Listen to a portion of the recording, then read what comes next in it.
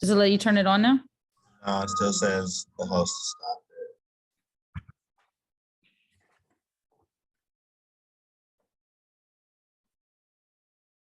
Yeah, really appreciative of everybody who's taken the time to be with us today, especially given just that you have many choices of programming for one, and also given that like life is hectic and there's a lot of fuck shit going on right now. And we just appreciate and honor your choice. Thank you, Ray, for putting into the chat a little about yourself. Would love to see other folks, like how, like where you're joining us from, if you have any like specific interests that you want to name that brought you into the space. That's exciting for us. I personally love a really active chat, and while I don't know that in the small team we have the capacity to field everything that people will put in the chat, certainly there can be some follow-up, and like I think having parallel dialogue and discussion is like really great. At least for my processing, I enjoy it, just seeing how things are striking people and what's making people feel resonance or agitation or anything. I think like this being a panel about teaching and learning and doing that peer-to-peer, like I think I can safely say for everybody that we're really like pro feedback and an embracing of like things that people want to share that might help push our learning or perspective too. So so it's 5:02 and we actually have a lot of people have came in. I'm sure more will trickle in. Thank you so much for that, Ben. And this is really all of Ben's has curated this event, but I just wanted to say a few words about We Be Imagining and kind of the spirit of this series that I've been collaborating with Ben on. And so one, We Be Imagining is a public interest technology project at Columbia University's Insight Center and the American Assembly under the Democracy and Trust program. And we're really interested in applying the Black radical tradition to understanding and building, developing technologies. Within that, I mean, I just honestly, like I hate all cops, but I specifically hate family cops. And I'm really dedicated to like burning that down and dismantling it within my lifetime. And I just think that's such an capacious form of social control and surveillance. Just from like my personal life and also my work, I really focus on New York City, but even for parents and families that are policed by the system, they often don't know like the full expanse of an apparatus, like what's in the public eye to the very little degree that we get any kind of space is just the investigation and the point of removal and not what happens after, not how many become disrupted, not like the ecosystem of residential centers or anything else. And so the spirit of the series was really to move beyond just one-on-one conversations. I think that always has a place and that's important, but what does it mean to have like an intramural conversation? And for me, what has been really inspiring and that I so much like unspeakably appreciate about Ben is really trying to bridge this conversation between honestly the predominantly Black women who we work with and organize with around family state agency policing systems and international and private adoptions, traffic people. I know that there's like even terminology that I'm learning about, but just really bridging that movement and like building something that's across people's life cycle. And so I'm just really grateful to have that. The last thing that I will just say is like from the perspective of just like administratively or like directing We Be Imagining is really important to me, not to just like quote unquote provide a platform for marginalized voices, blah, blah, blah, but actually cede control. And I'm just like honest, like I am not an adoptee. I was not in foster care. I have been investigated as a parent. I have been in residential centers, but it's not the same. And I'm really just excited to have this event that really is just by and for adoptees, former foster youth, or trafficked people. And that's pretty much it. When I'll be dropping links in the chat, I'll be helping to monitor the Q&A, which I think, anytime you guys want to drop in questions, I'm open to that. But otherwise, I'll let you take it from there, Ben. Thanks, Khadisha. If there's just one more thing I can ask you to speak about, can you talk a little bit about the town halls that I got to come to one of? But just, I want to say that, you know, of course, like we don't organize in any one space, right? Like sometimes we're sounding off and doing like micro blogging on Twitter and social media. You know, sometimes we're actually like in physical space organizing stuff, or like some kind of hybrid thing like we're doing right now. But I just want to say that there's another dimension in person, face to face, which is so critically important, that Khadisha's working on with parent organizers in Brooklyn. And I'd love to hear like one more minute about that, and then we'll kick it off. Oh yeah, thank you for reminding me about that. I totally dropped that one. One, I just wanted to say, like, Ben and I were just talking about this before it started, but you know, I know the webinar is a little bit like a closed off space where we can't necessarily hear from everyone, you know, outside of the chat, but you can definitely connect with us in different ways, like IRL and on different social media platforms. I'll encourage the panelists, whatever websites or contact info you want to drop in the chat section. But the other thing for me is, like, honestly, none of the families that we're seeing having their kids snatched up are on Zoom. They're not on Zoom. They're not on Twitter. They're often on Facebook, sometimes on Instagram. And so it was really important for me to think about, how do we facilitate in-person events? And as someone who like started organizing, you know, almost 20 years ago when I was 17, I really hate marching around in circles with the police. And I was really interested in what were other forms of organizing that we could do that really begin from the community and also are not recorded, right? Because like recording has its purpose. We're recording tonight's event, but sometimes that recreates surveillance. And I think it like cuts off some of the emotional and political risks that people will take.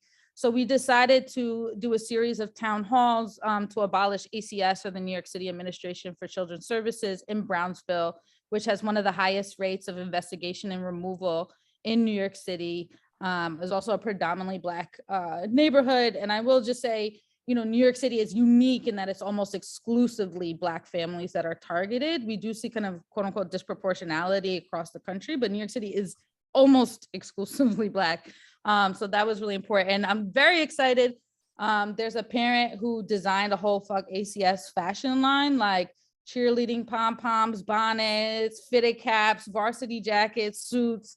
And we're gonna do a fashion show with live music and food from Black Chef Movement, DJ Robbie Rob. Yeah, and I can always say more, but I definitely wanna leave enough time for you guys to share. Yeah, thanks so much, Khadisha. I know just like hearing that like makes me excited. I know that our efforts like are linked. They're not just one thing. And that's why I'm so excited to bring this panel together for all of the different like methods and practices that, you know, the work of Matthew and Leah and Michael bring to the fore. I'll say a quick introduction of myself and ask folks to introduce themselves next. My name is Benjamin Lemberg Torres Sanchez. I was separated from my first family for 28 years through a private transnational adoption process administrated by nonprofit workers and lawyers and state workers. I have been able to link with my first family in Colombia now. I want to say that I use they, them pronouns in AA when we're speaking in Spanish, which I'll throw up on my little Zoomie in a second. I also want to say I'm a light-skinned person with dark hair and dark eyes. My wavy hair is flowing around my shoulders. I'm wearing a big orange poofy sleeved like sweat shirt, and I've got some like flowers and like applique pillow by me. Yeah, but I'm so excited to be here moderating, and I'm gonna kick it to Matthew to do an introduction. Thank you so much. My name is Matthew Charles. I was transracially adopted in 1995 with my twin, and then we suffered a second separation from each other when we were like 14, 15 years old. Didn't get to see each other for about 9 years after that. And so we've been in different kinds of reunions since we've been about 14, 15 years old, culminating in us just now being in reunion with our birth mother as of last month. And as far as what I'm wearing, this purple sweater, which is pretty warm and toasty. I'm in a door with a room open. and I will pass it to Leah. Thanks, Matthew. Hi, my name is Leah Nichols. My pronouns are she, her. I'm here in the San Francisco Bay Area, an unceded Ohlone land, soon moving to Korea. My Korean mother relinquished her rights for me, of me, when I was an infant, and I was adopted by a family in Minnesota. And I've been in reunion with my Korean family for about 6 years. What else are we supposed to say? Just that. Sounds good, Leah. If you want to describe you and your context, that's cool too. Yes, I'm in a kitchen. It's clean-ish. I'm wearing a tie-dye shirt, and I'm a light-skinned East Asian person with medium length dark hair. Thanks, Ben. I'll kick it to you, Michael. Thanks, Leah. Also, like panelists, folks are asking how old we are. If you feel comfy, throw it in the chat. Michael. All right, right on. Thanks, Leah. Thanks, Ben. My name is Michael Babias. I am a Mexican-American orphan. I lost both of my parents at the age of 9 to domestic partner violence. I entered the system, California's child welfare system. I was placed in kinship care, which means I was raised by an extended family member, my tia or my aunt. And right now I'm sitting on unceded Tongva land territory. I just recently moved, so now the city is called La Puente. So I'm getting more familiar with the history of this space. And yeah, I mean, I'm 23 years old, so born in 1998, a little younger. And what I'm wearing a blue shirt from Target, some glasses, some big old headphones, and my background is actually a abstract painting by Hans Hofmann. So a lot of different colors. Thank you, Michael. Thanks to all the panelists. If we could just run down that same order, I'd love to just hear like a brief description, because I know we're really going to get into it more, but like maybe a minute or two about like the what of what you're doing on fronts of like pulling together a lot of discourse, analysis, sharing that out, being in community with folks. So I'm going to throw it back to Matthew. Yeah, thank you for that. So the first thing I do is a little podcast, and then I also am a part of a group of adoptee writers who were working on children's books and different experiences for kids insofar as educational resources. And then I also am a poet, and so I'm working on a collection of poetry called Meet Me in the Clearing, as well as an actor and an essayist. Cool, Leah, you're up. What? Matthew's amazing. I have like 2 adjectives. You had like 10. Okay, I'm honestly like this week, right in this moment, I'm working on rest. Yeah, working on rest. And when not resting, or I don't know, I'm just really into moving slowly. And in that slow work, I've been collaborating with a group called Kibon, which I'm a member of, that stands for Koreans Impacted by Adoption. We're based in the Bay Area.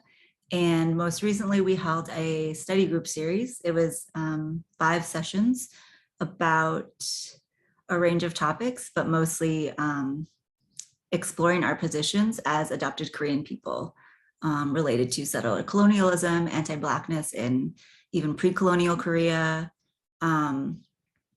our relationship to not only transracial, transnational adoption, but also family separation in the US, starting from separation and violence of the sale and, again, separation of enslaved families, in addition to separation of families during Native boarding schools.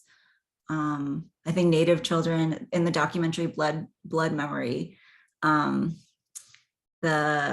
think the stat is Native children are 3 times more likely to be removed from their families of origin. And in Minnesota, the state where I grew up, it's 22 times more likely. So yeah, the study group with Kibon, and I want to shout out the members. Let's see if I can do all of them. Dina, Hyunju, Deanne, Un, Liz, did I say Un? And Hyunju. And a couple of them are on the call today. So I just want to shout them out. I couldn't have done it without them. It was very much a group effort.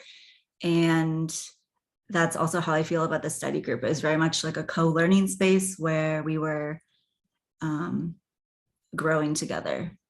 And then the other thing I'm working on, thinking about, dreaming about is a series called Adoption Time, which is like more my like play space where I can kind of just explore more self-expression in, I don't know, expressing adoption shit. Sorry, I don't know if you can swear, but that's what it is. And making visuals that I want to see in the world that are extremely factual. There's a panel with Catherine Joyce, who wrote The Child Catchers, and Jae-ron Kim, and they describe adoption in the early days in Korea as the Wild Wild West. So I was like, I want to see freaking cowboys on horses taking babies. So that's kind of the the vibe of that, and I'm excited about it. Thanks, everyone. I'll pass it to you, Michael. Thank you, Leah. I also had the opportunity to see Leah's trailer, and it's amazing, and the work that they're doing. So if you can, please check out their work. Well, like I said, my name is Michael Babias. I'm the program director of Tu Eres Tu, which is Spanish for You Are You. We are a community art intervention program that's focused on the intersections of art, activism, and the foster youth identity. I do that full time. I'm also a part-time researcher with a few nonprofits, and I also do some research work at UCLA. So I kind of do this too. I'm kind of like this two-sided person, doing like numbers, data, qualitative stuff, and at the same time doing this creative, fun, expressive, or forms of self-expression, and kind of jumping in between both of those spaces. And a lot of the times they actually bleed into each other. So our project actually began as a research project, and then we turned into a community art intervention program, and we've been doing that full time for 2 years now, and it's been a lot of fun. We get to host workshops across California. This past month, we hosted about 10 of them in person. What we basically do is just bring art tools to these community spaces, get foster youth to all come into one room and use artwork to get more comfortable with their identity. At the same time, create pieces that live beyond that single moment and really take up space in an intentional way. And yeah, it's been a lot of fun. I've been meeting a lot of people from my community through these workshops. I've been meeting a lot of great people like Ben, Leah, Matthew, and other folks who are doing similar work, but in different platforms, and it's been a lot of fun.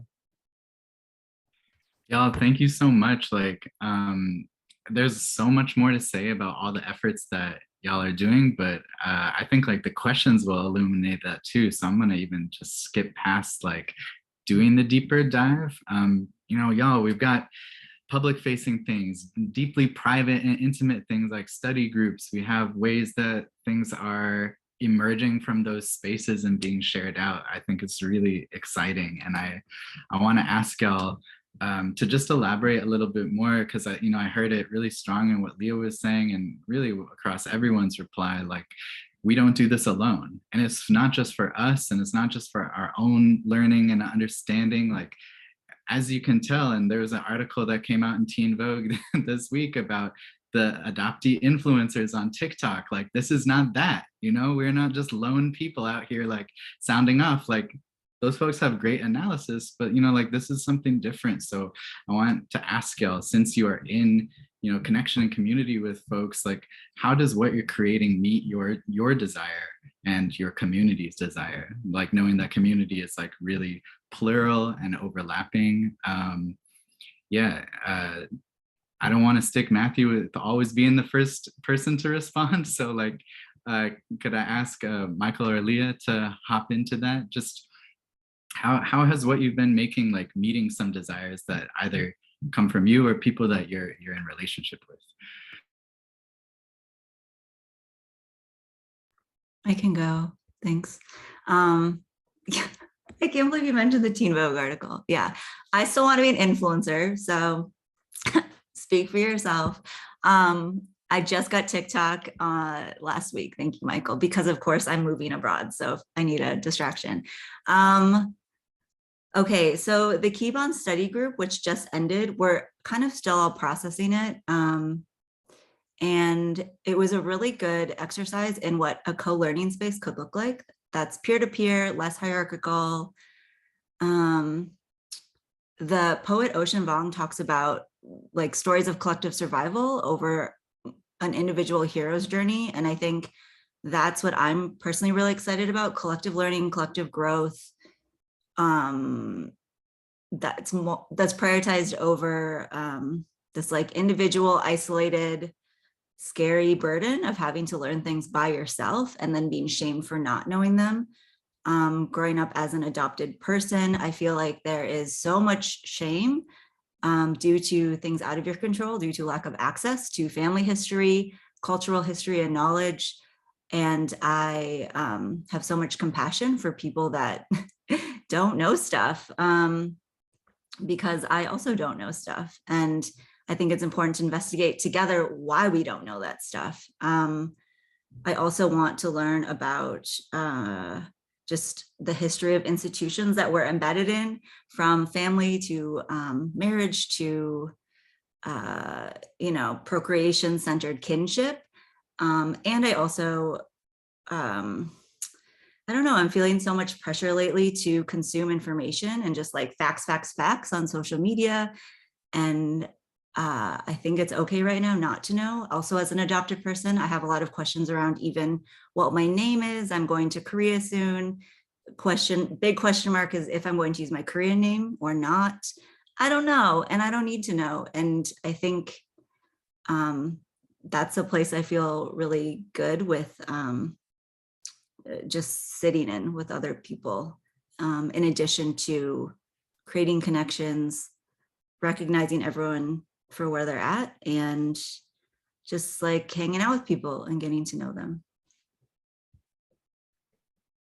Yeah, thanks, Leah. Can I kick it to you, Michael?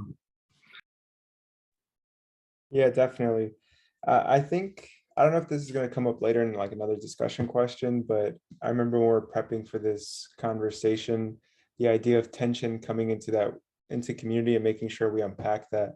But maybe I might set that aside for later. But right now, while Leo was talking, what came to me was this kind of phrase I wrote down: unpacking the limits we've inherited. And when it comes to community, I feel like in organizing foster youth, there's different experiences that we have in the US and California specifically. And for some reason, when we were in community spaces together, where we're all supposed to be on the same page or working towards a solution that we want, there was a hierarchy in there that Leah described. There was folks who were placed in foster homes who were comparing themselves to the experiences of folks placed in kinship care. And they were comparing their experiences to group care. And for some reason, some felt like other folks in the community didn't have the same lived experience. And in that way, I think community felt really hard to navigate, for me at least. I'm someone who doesn't do well with tension. Like if it's uncomfortable in a room, I'm gonna feel it and I'm gonna be a little bit more quiet. So when I was there, it just felt uncomfortable because I thought us entering that space meant we were all gonna be on the same page. And I thought we would all respect each other's lived experiences. And yeah, I mean, in that way, I think community this year kind of changed. Before I was doing this full time, I was in this academic space where I got to write romantic language about community. I had these great ideas of what it's supposed to look like, what it's going to be like. When I go back to my community, I bring all this knowledge I learned in my classrooms. They're going to embrace it. And as soon as I ran into my community, I started using this language, and I use the word intersectionality, and I try my best to explain it. It still didn't feel like people were resonating with it. It felt like I had become someone different from them because my lived experiences started changing. And in that way, I unpack community in a different way. Like I said, I was going into a romantic, happy, and kind of left feeling a little displaced or just like not completely immersed in it that I thought I was going to be. And in that way, I know it didn't unpack like neatly, but in a different way, I got to learn a lot more about how I should interact with my community. if that makes sense. It challenged me in a different way. Yeah. Yeah, thank you, Michael. Matthew. Yeah, for me, the way that these different projects that I undertake and the way that they affect my community and my experience of it is like for me for the podcast, like it's really a practice of like deep listening and intimacy with whoever the guest is. Like I really have people that like I want to be having these conversations with, and so just to be able to be learning like that deep listening is something I try and take with me just throughout life. Like I'm not the best listener, to be honest, but like the podcast gives me reason to have to get better at that. So listening is definitely part of that. And then also I think just like inherent to the different mediums that I practice in, whether it's like essays, whether it's podcasts because of like the distribution, whether it's books, like these aren't projects generally where like you're not going to listen to my podcast with me. You're not going to like read my poetry book with me right next to you. So like I'm kind of creating spaces for people to gather with me that I'm not even present in. So I think that's the difficult thing for me with my work is like, I would love to have shows lined up where I can be performing my work. And pre-pandemic, I was able to do that. A little cautious these days. But thank God for this virtual stuff. But for me, I think the difficult thing is having the work exist in communal ways where I'm also included in that consumption of it.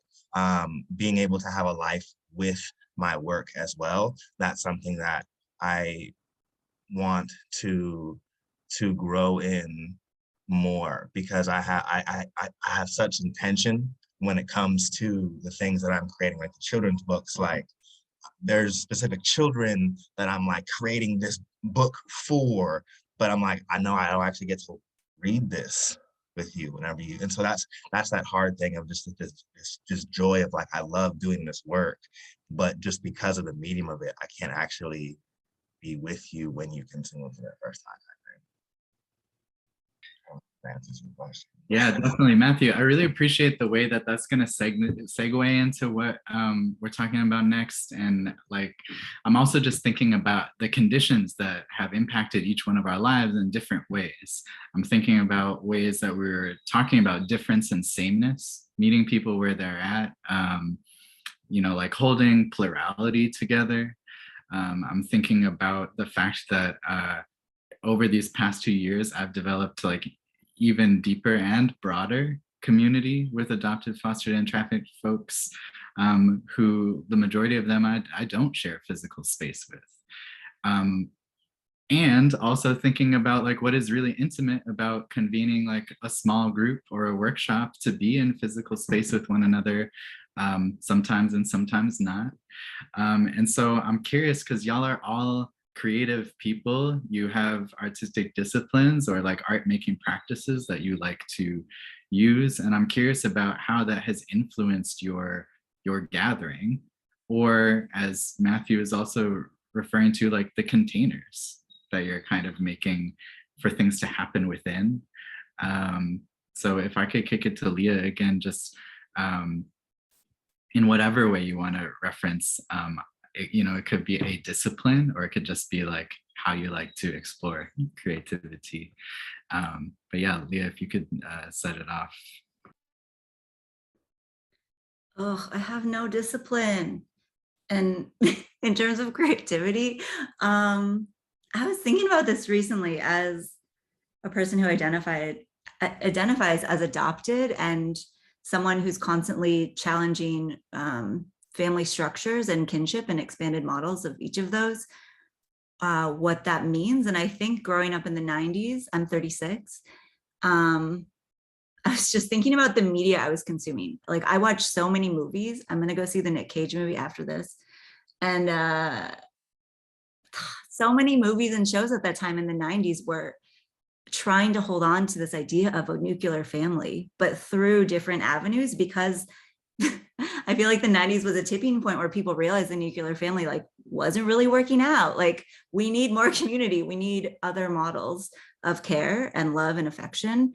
So I'm just thinking of like families, movies about like step parents or transracial families. There's just like so many, or like even labor, like nannies, like Mrs. Doubtfire is problematic and still one of my favorite movies.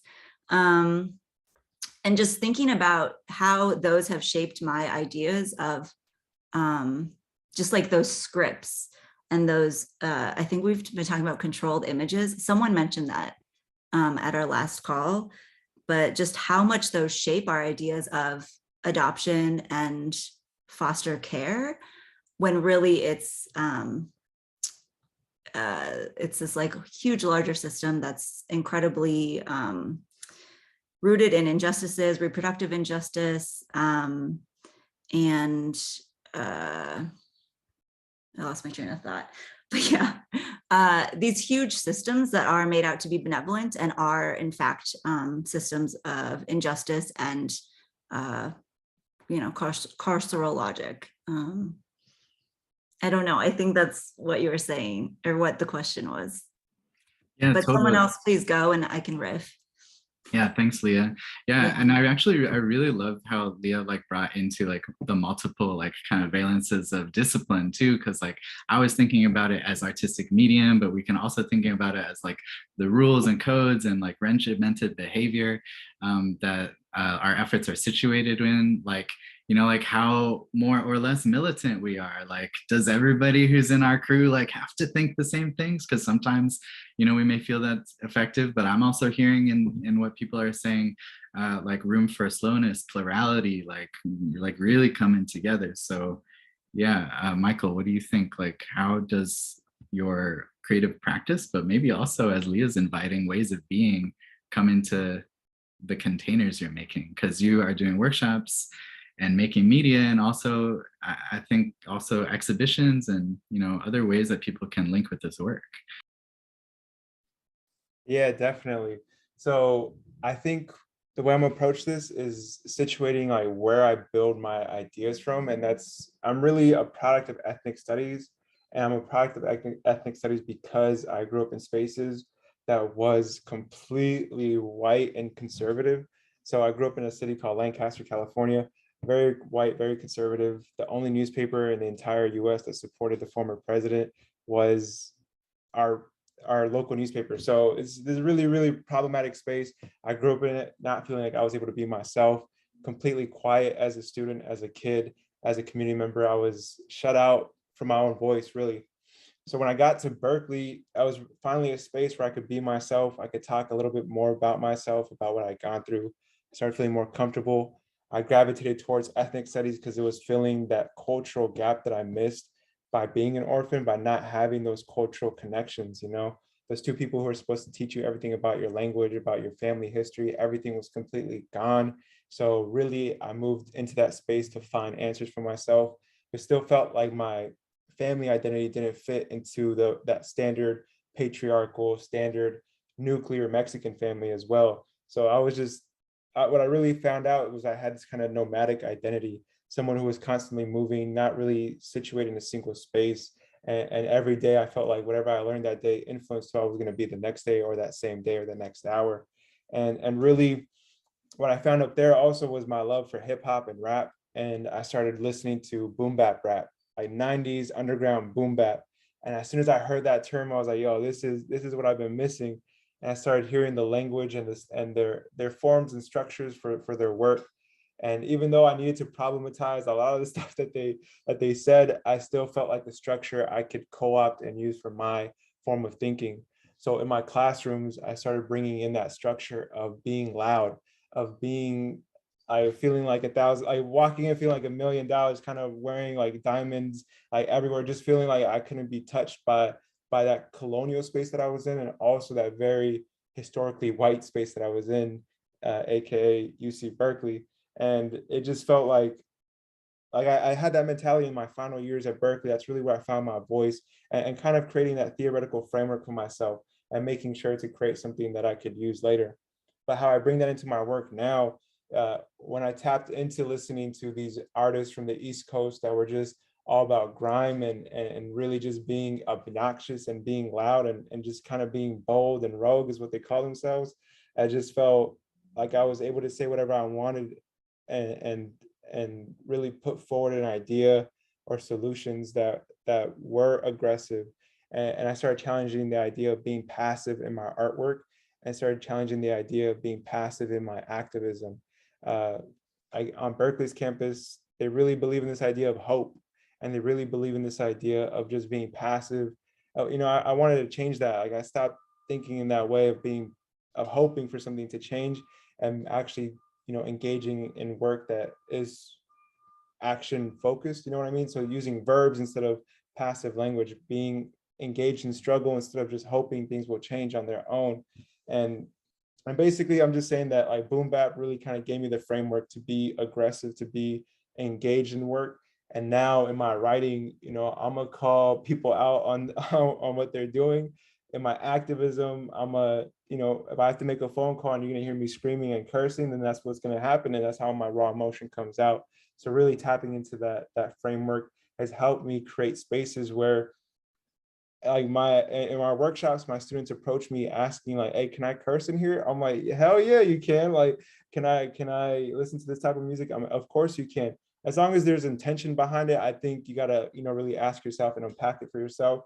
But really, what I want is for people to not feel policed in their language. And I think approaching my artwork in the workshops with that boom bap structure gives us the opportunity to be loud, to feel like $1,000,000, to feel like we can talk our shit and no one's gonna say anything, to feel like I can shout and spit and just kind of let things fly.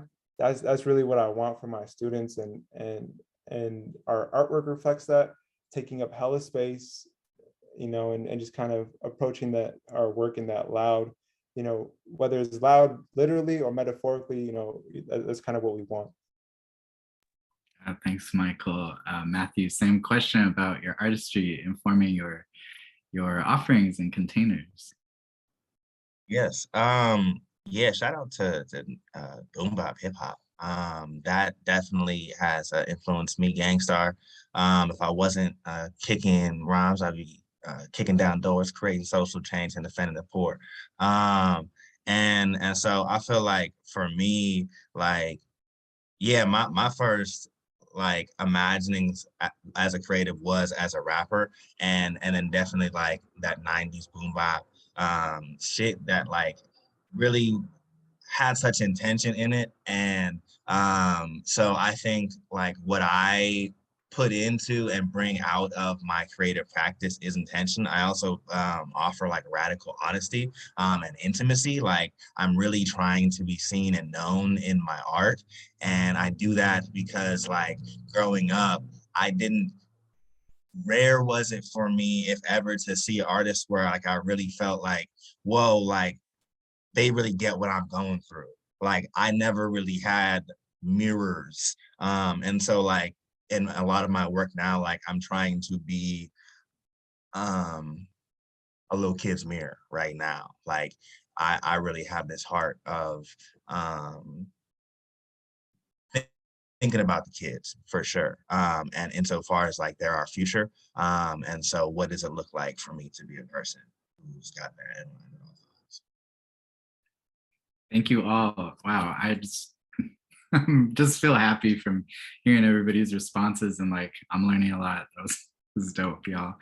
I want to ask you, we had, y'all, these panels don't just like magic come out of nowhere, like we prep for them and build our relationships with each other and have conversations. And something we were talking about a week ago was I threw out this idea to everyone about like how is what you're doing creating an alternative, because like that's a framework that's like lodged in my mental about what we're doing, is that like there's this thing here, a set of things here, and they're all alternatives. So we had a really interesting conversation about like maybe interrogating that a little bit. So I just want people to reply to how your work is or is not creating alternative, or what you think about that idea. And I just remember most of all feeling challenged by Michael. So I wonder if I could ask you to start, and then we'll go Michael, Matthew, Leah. yeah, just how is your work creating an alternative or not? What you think about that? Yeah, no, alternative. I like the term. I think when we're talking, I also like the word of I can't pronounce it because my English is horrible, but like improvising, the ability to improvise. And I think that's been really cool. That's what I learned this past year. Calling myself a program director was like the biggest mistake ever, because now everything comes to me whenever there's a problem. But at least it gives me the opportunity to start creating your own solutions when you're backed up against the wall. And I think, and not to say that we all need to be backed up against the wall in order to create solutions that are valuable and important, but at least being in that space made me start thinking creatively to engage a barrier that we're facing, to engage a question coming our way. But really, so I think improvising has helped us develop our own frameworks that help us create our own solutions. And that's really where I realize our work is leading towards, is the idea of foster youth ownership. And something that I haven't seen out there before, or haven't seen much of, is members of the community being able to say that they own the solutions they're putting forward, or to own the infrastructure that they're putting forward or developing. And I remember when we're engaging on our work, what we do, I mean, in addition to our workshops, we also make a zine called Orphan Tongue. And there is really where we value the idea of foster youth, independent publishing, and creating and developing an infrastructure for foster youth voices. And in that space, we really get to decide for ourselves what we want to post. We don't have to go to some national newspaper or some national outlet and ask them for permission. And similar, again, it's just challenging that system of policing that we felt as folks who were in the system. You felt like you can never really express what you feel on a day-to-day basis. You can't actually say out loud the emotions that come to you, and you really got to perform some level of stability for the system. So it's just throwing all that stuff away and really just, person to person, community member to community member, let's talk honestly about what we really feel about the system. If we want the system to be here 50 years from now, or if it needs to end tomorrow. And really that's what we're doing, is developing a space that isn't afraid to say what other people don't want to hear. And that's the thing that I saw a lot. I saw people, especially in academic spaces, the people who are giving us the solutions were people who are studying us. And when you put it in those terms, or when I put it in those terms for myself, I realized that there was a major disconnect from the solutions being put forward and the people who have to experience those solutions, if that makes any sense. I felt like we were never in charge of where we wanted the direction of the system to go. We were never in charge of where the system was born and the structures we inherited. And when I think back on it, I'm like, a bunch of bigots created the system. I'm gonna call them what they are, bigots, and I'm gonna call what the system is, a system that's based on bigotry, that hates a certain group of people, or hates an other. And really, when we started adopting that language into our work, it's a foster youth infrastructure, a foster youth owned infrastructure, and it's infrastructure that is not afraid to call racism, and progress, and never compromise on that distinction.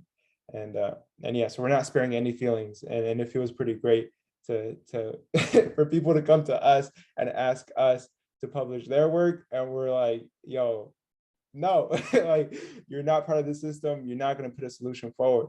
So it's just, you could just stop it right there.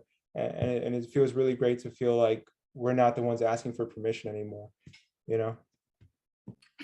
Yes, that's the word. Thank you, Michael. Matthew, Leah. Yeah. Yeah. So regarding creating alternatives, I think so. One of the things for me is about it's about power. And so, like, in my newest episode of Little Did You Know, I talked with Daniel Drennan Al Awar, and he talks about how he was invited to be a guest in his podcast, this adoptive parent, and they have this 2-hour long conversation. Ends up being the adopter like doesn't use any of Daniel's interview in the episode. And we had this conversation about, like, the importance of us having our own power, of us being able to be the curators and the creators of our own cultural products. And so that's definitely something that inspires me, is just like ownership, like Michael is talking about. And then that trickling into just the narratives, like a lot when it comes to like children's books, especially, like a lot of the narratives around adoption is not actually centered on the child's knowing of that experience.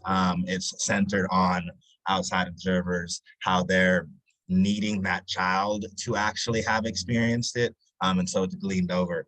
And I think that's a metaphor for how we treat children in general, oftentimes actually in our society. And so like, in a big and a small way, I think the alternative that I'm trying to present is like, creating stories that reflect back to children the things that they already know, even if they don't have the words for it. And so that's a kind of alternative, because yeah, so much of the stuff that's out there for kids not only then like erases what they know and tells them that they don't know it, but then tells them to like know different things. And so like a kind of remembering is needed, a kind of reattachment, a kind of Sankofa, going back to the past to receive that which was lost and forgotten. And so that those are things that inspire me when it comes to my creative process.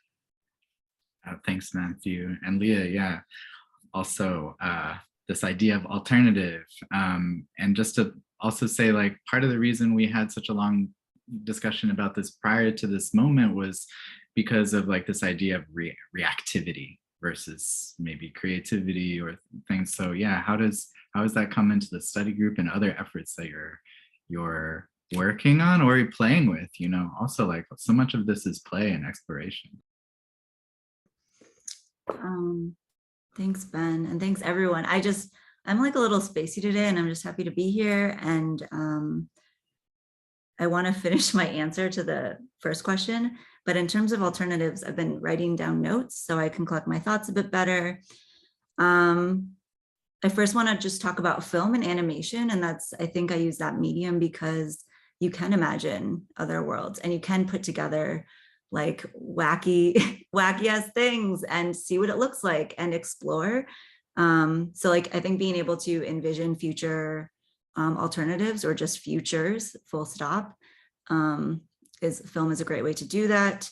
In terms of the Kiban study group, we just held co-learning was quite an adventure, and something that I think the group, including myself, will explore more and want to explore in terms of what it looks like to, again, not consume information in terms of a lecture where there is a teacher, there is a student, there is a mentor, there is a mentee. What does it look like for us to learn and process at the same time and learn from each other? I think in intergenerational spaces, I feel that the most, where people are of different ages. So either very much younger than me or older, especially in movement spaces. I think I really value that difference. Someone mentioned sameness and how I think in movement spaces, there is this fantasy of sameness. But I think age difference is something that I really value in those spaces. I also just wanted to say that I was like, okay, I'm a 90s kid. And I was thinking about like, that's kind of the rise of the internet and how a lot of adopted people and foster people got connected in the first place. Before that, we were so physically isolated. There was no Zoom. We didn't have MySpace. So I just want to kind of acknowledge that we haven't always been connected in that way, and technology has been a great tool for that and is today, right now, as we're speaking. I also was thinking about just family regulation and what that means. That's the title of this talk, right? Or the subtitle. And to me, it means to allow people to be connected, to have close ties, to experience love, care, and affection. Like, to me, that's what family regulation is, completely distilled down. And I think so many people are prevented from or considered unfit, or they're just not able to have that, whether it's through the foster system or incarceration. So I don't know. I think when talking to people, again, when I do have to go into explainer education mode, I do really try to move away from perhaps terms like Michael, you were talking about, academic terms or terms only used in movement spaces, and really try to distill it down to like who gets to know one another and who essentially doesn't. Wow, y'all, so much brilliance in the room. I'm blown away and feel joyous in a way that has been like really hard to muster over the last couple of days, for real. Yeah, I think, like, Leah, I wonder, like, if you could even keep going going on this next one of like, how does your work inspire or like create a model or a practice? Like, I think you're talking about like what I hear in the tail end of what you just said is like naming some values, naming some things that like some people get to enjoy and others don't, and like how does what you are like playing with like bring that about, or yeah, just I'm hearing in everybody's responses like, I've had this set of experiences, whether it's in like home and family or at school or enmeshed in other institutions, like, and I really, I have a deep knowing and longing for something that I may not fully know how to do in my own self and body, but like I can certainly jam on with other people. So yeah, what is, I also, in thinking about inspiration, I'm thinking about what Michael said in improvisation. Like sometimes what our efforts inspire are things that we never thought of before we began. They just came out of what we're doing. So we can also talk about invention or, things that are unexpected results or consequences of what we've put out.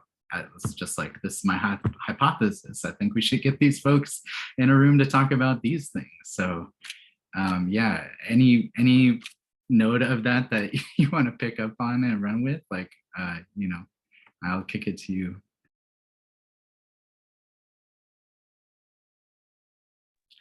Sorry, I should have been more clear. I pontificated, so I'd love, Leah, if you don't mind to take that first. Sorry, Ben. I was like, wow, your moderating is hard work. Great job, great job. Like trying to get people to talk.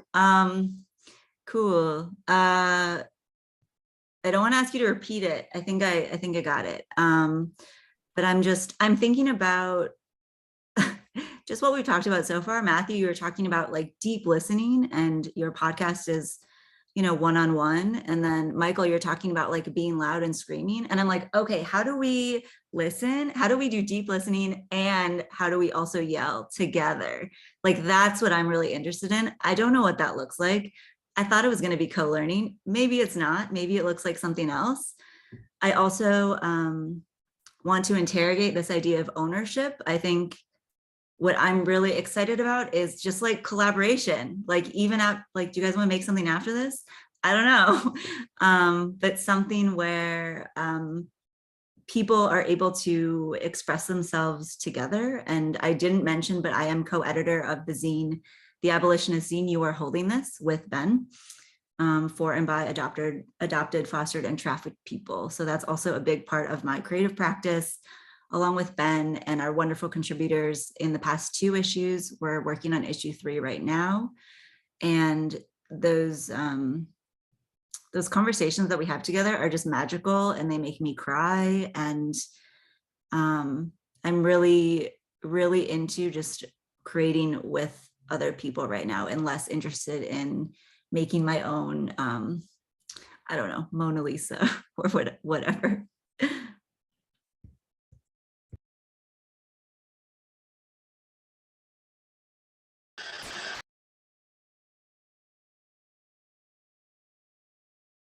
That was such a nice landed point, Leah. And then I got distracted in thinking about all the things that was inspiring my imagination about. Michael, things that like inventions or intuitions or things that have come out that inspire or yeah, and like I love the way that Leah like set us off like thinking about just ways of being, and also like desires to choose and desires to like step away from that like we're carrying inside of us. So yeah, I feel inspired listening just to that. Yeah, I mean, when it comes to my approach to work, I think I'm in that same space as Leah. Like I definitely try to prioritize others' work. And I think it comes from my lived experience of growing up in a system where I didn't really feel like anyone was helping me. Or I didn't feel like I could get help. So now, I don't know if people say I overcompensate or I do too much. Like when someone needs help, I try to prioritize their work before mine. And in that way, I mean, I haven't had the opportunity to like photograph work for, because I also do photography. That's something else I'm engaged in constantly, or at least I was before I started running through it as Stu. But but yeah, so I'm always kind of in this space where by the time I get home and I want to work on my own projects, I'm too tired or I don't have the space for it. But in addition to that, I think when it comes to the theory behind our work, I really lean into my nomadic identity that I mentioned earlier. Like I really lean into the idea of not being not stable, but just like not feeling like I have stability.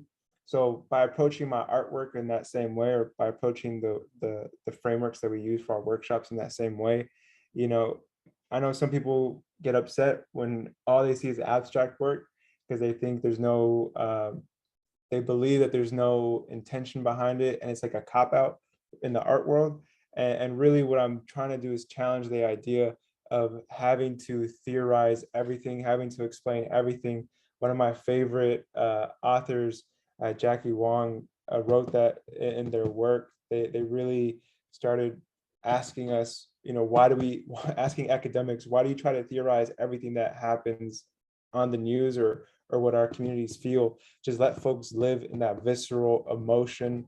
And that's really what I want sometimes for our community is I'll be doing the theorizing in the back, but I gotta kind of like be quiet sometimes and just let folks paint and just let folks use the equipment that we bring into the spaces for themselves. And I mean, you can read any art piece a million different ways and you can bring in any theory and map it onto that piece, but just letting folks live in that visceral emotion or that raw emotion and let it come out naturally. That's what I've been trying to engage in more and kind of take a bigger step back when in those spaces.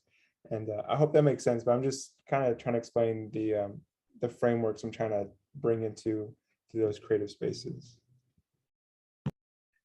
Yeah, thanks, Michael. Matthew, the way that your work is creating or inspiring or making practices and models. Yeah, so I think first and foremost for me, it's two of the practices and models that I utilize for my practice is joy and remembering. I think like my work is so often about like such hard experiences that I've experienced that it's become really important and intimate for me to be able to find the joyous moments in whatever these times are of the creation of it. And then I think remembering as well, you know, like my like trauma really is a bitch, and so like the way that that's like really just like rotted out memories that exist. And so like remembering is something that's like I'm having to like I'm in this process like right now of remembering different things, and some of it for the production of this memoir that I'm working on is like it's actual work remembering, but it's also is this thing of that's reminding me of like, oh wow, like there really was actually a time in my life where I consciously decided to not remember things anymore. Wow, I was really in this situation, da, da, da, da, da. And so like remembering is just like a huge thing for me right now because like I'm just becoming more intimately acquainted with different versions who have had to be in the past. And then in doing that, feeling internal shame, you know, of like, damn, like I really had to operate like this. Like, what's wrong with me for having to do that? And so having to find joy and compassion for myself in these moments, and for the ways that I had to choose to survive. And so I think like that is really huge to like that approach to the work and life are really important for what I'm doing right now. Thank you all. Matthew, what you just said about remembering like literally made me dissociate for a second. Like, no, I mean, like, just because I feel resonance there, you know, like I feel resonance across like all of the things that like people are bringing to the fore, but you know, like would never, that would never spring from my mental or emotions like quite the way that folks are bringing it out. So I'm so grateful to the panel for drawing these things out in the way that you are. As I said in the chat, y'all, we have a couple more like questions that we thought about ahead of time that we want to ask the panelists, but I'm already seeing the Q&A start to light up. So like put your questions in there. I wanted to ask y'all about something that we referenced earlier that is just hard.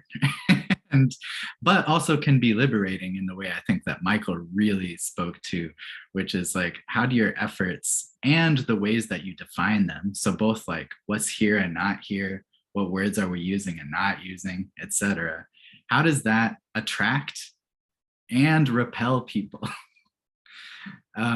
Because I think like, you know, our spaces like in many ways, like they can't be for everything and everyone. There's really important reasons why that can't be. And so just like, how do your efforts attract or repel people? And like, as a sub question, like, how does that impact access? If that, like, if it catches you to respond to that. Yeah, but if I could ask Matthew to start, you know, y'all, I'm just trying to keep this rotation rotating. Yeah, a good question. So I think like for me, one of the things that I try and have be the most front-facing aspect of the work is just the Blackness in it.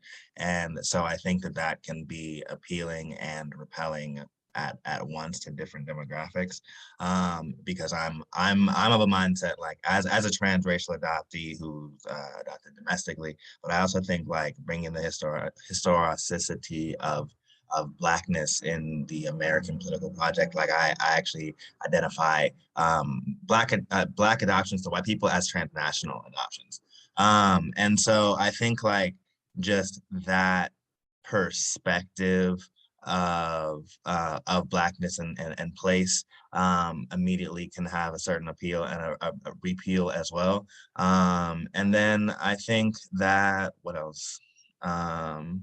I think some things that I probably talk about relating to like the divine, that can have an appeal or a repeal as well, because so many different people experience have different relationships with divinity. And so like how to talk about these really intimate, informative things in communal ways that create space for more generative conversation as opposed to colonization. So those are a couple things that bring appeal and feel Blackness, divinity. I think,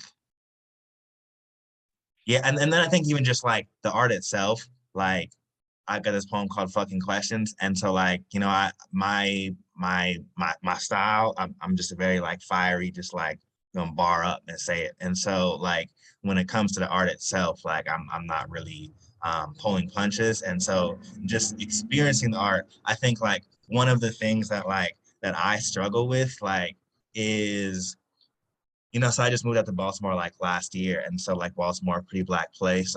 Poetry is pretty big here. And so like pretty Black place. And so you go and perform, and I've got poems that are like about Black things, and those ones do like really well. But when I have poems about like adoption related things, like those don't do as well. And so I think like one of the repeals that I find is like that in the popular imagination, like tropes and narratives around adoption aren't as drawnable as Blackness is in different ways. And so like there's there are some ways that to do art around the experience of a transracial adoptee who is Black is hard to do in these public settings, because people don't even really think about that demographic of as existing. And so it's a different kind of work. And so I think that that's a appeal to me, is like the getting people to understand, like it's a lot easier to talk about being Black than it is to be about being a person who's adopted. And so that's hard for me, because art is judged by how people get it or not. And so it's this tension of like, I want you to understand, but you know, it's like even talking about race, like I don't want to talk to my white friends all the time about like just the basic shit, you know, like, and so it's like, I am aware that we need to have these conversations, but I don't really want to have them. And so that puts me in an interesting relationship with my own work. Matthew, thank you. Yeah, so much about like Khadisha said at the beginning, like we can have the 101 conversations and they're important and they can help us like link and build solidarities with folks. And also like we need to gather ourselves and gather folks who have been in thinking, in knowing, and practicing. You know, it takes all kinds. So yeah, Leah, how does what you're doing bring people and other things, energies towards you, and how does it repel? I'm still sitting with what Matthew just said, because I'm like also a participant on this call. I'm like, oh yeah. I don't know. This is what I actually think. And I sound like a diva, but I don't care. Or like right now, I don't care. Like if it's attracting or it's repelling people, I think it's like a difference in thinking about the goal or end product versus the process. And I feel like for me, I'm so invested in process right now. And like the goal is the process. Like if this X collaboration was joyful and healing and connecting for the people I'm working with, for example, I don't know, I don't really, the end product is almost superfluous or secondary to that process. I also think about just Ben and I have talked a lot in our zine, you are holding this, about moving with ease and being really conscious of where you're expending your energy. And maybe, like you said, Matthew, maybe it's not in trying, like convincing people to get it. I know a lot of other adopted people, adoptee influencers who are doing that and talking to, for example, white adoptive parents. I don't know, that's like not my work, or maybe I've done enough of that and I'm like tagging someone else in. So kind of figuring out like what work feels good to you is like a big part of the process. And I think makes creating that much more, I don't want to say successful, but just feel good. Feel good. Yeah, Leah, I love the defiance of like, I don't care, I don't give a fuck. Yeah, because like sometimes we do have I probably really care a lot, just saying. But like, I think we can be in right? I think like what I'm learning and relearning and learning through this panel is it doesn't have to be one thing, and it doesn't have to be one thing all the time. And like we're in flow and exploration and growth and shifting, and you know, like everyone is experimenting. So how could it not? I mean, like, no, none of y'all like are coming from this like, I have this like established nonprofit and the thing that we do is this one thing and we better be able to keep doing it for the rest of our lives and beyond. So yeah, Michael, attraction and repelling, however that, and access, like how that strikes you. That's hella funny, Ben. I really like that. No one is solid. Everyone's kind of moving everywhere. I guess like I have a few examples, but the biggest one for sure, the easiest way to get myself to be uninvited from entering a space to host a workshop is by using the word abolition. I realized that while I was being interviewed for a position, it was like a youth advisory board kind of position, and they're talking about like, oh yeah, how do you approach the system? I talked about theory. I kind of tiptoed my way around not using the word critical race theory, which is another trigger word for folks for some reason, but really it's just like, I realized that using the word abolition scared so many people. And all I saw abolition in my head was just thinking of alternatives, thinking of creative differences or bringing up creative differences to get to a solution. So like not sticking and not kind of recycling a tradition, but breaking a tradition and bringing your own framework into the room. And as soon as I was talking to some folks, as soon as I'm in a space, because I host a few workshops in school settings, and I just have to look at the person's face who I'm talking to and just kind of gauge whether or not I bring in certain terms like critical race theory or even, even the word Malcolm X. Like it's just like, or names like Malcolm X just scares folks. And I'm just realizing that a lot of spaces say they're progressive, but it's just a performance. That's what I keep realizing. And really what I need to do sometimes is make sure I can tiptoe my way around them, the gatekeeper, and make sure I get closer to my community, the people that they're holding back from this knowledge. And it's dope. Like, and that's the difference is like with those people, I have to be careful, folks who don't have our lived experience. But as soon as I meet someone from my community and I let them know, hey, Malcolm X was a foster youth. In his memoir, he wrote about the foster care system and his first interaction with white violence. And as soon as I start kind of just chatting it up with them about that, their eyes open up and they realize that they're part of this long tradition of fighting back, of abolition, of autonomy and self-determination.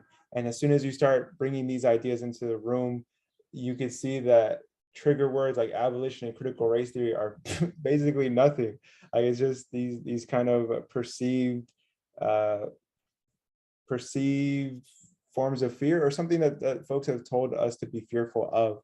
And really, I saw that my community isn't scared of having those open and frank conversations. And yeah, and I mean, similar to Matthew, I mean, in my space as a Mexican American orphan, I mean, every time I meet Chicanos or Latinos or Mexicans out here, and I'm talking about my identity, immediately they get scared of that last part of my identity, which plays up a large part of my identity. It takes up a big chunk of my heart, which is my orphan identity. And folks are really rooted in the idea of traditional nuclear families, and especially in the Mexican American tradition here and the US. And that's the thing, like our Mexican American identities are already so nuanced and so cut up in so many different ways. And as soon as you bring in something that complicates it even more, or challenges the basic principles of what it means to be, or what folks think it means to be Mexican, and I'm using giant air quotes, it just, it really confuses people.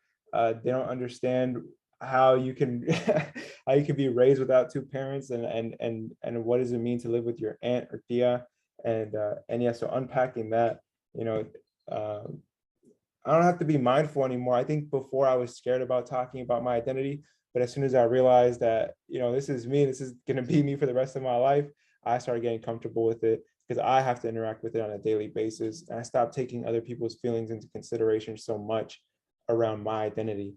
And I think after I made that kind of mental shift in my head, I was able to just, talk my shit in my classes and just keep it going. It feels dope to challenge everything, to be a physical living challenge to everything we all are supposed to believe in. You're just kind of like that outsider, but I don't think there's anything wrong with that. Thank you, you all. We have one more question that is gonna elaborate on what we just talked about. And thank you to everybody who's putting really great questions into the Q&A. I'm gonna try my best to ask them all or to weave them together. But just know that they have been received and seen, and there's already just deep gratitude for you asking. But the last thing that we have prepared to talk about was relates to some of y'all's questions about community, and also some things that have been brought up about tension or struggling with one another. A concept that I'm learning about, and Leah clowns me a little bit, it's my favorite term right now, but is principled struggle.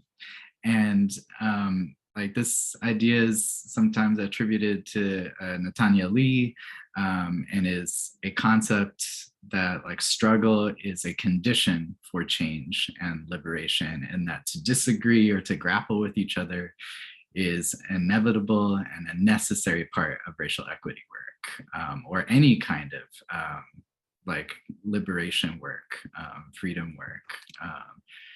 So just, I'll throw it to anyone. If you feel like the spirit moves you, jump in. I'm going to put what I just said into the chat.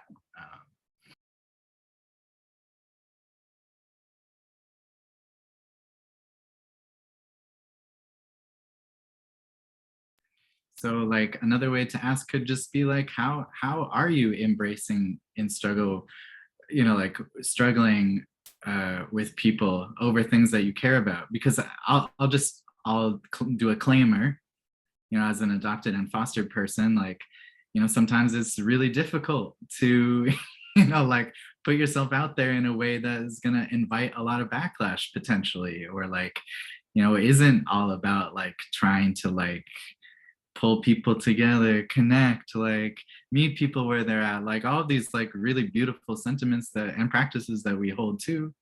But you know, sometimes like we want to offer feedback or say like, hey, have you thought about it in this way? And people are like, shit, you're challenging my adopted person, directly impacted person voice right now? No, it's been too challenged by outside. But I think like, how do we do that in community? And maybe also this will begin to touch on some questions that people are asking about like how you define your community. But like maybe a third way to ask this is like, who do you feel safe with grappling with? Like, who can you be in a tussle with? Because it's not everybody, right?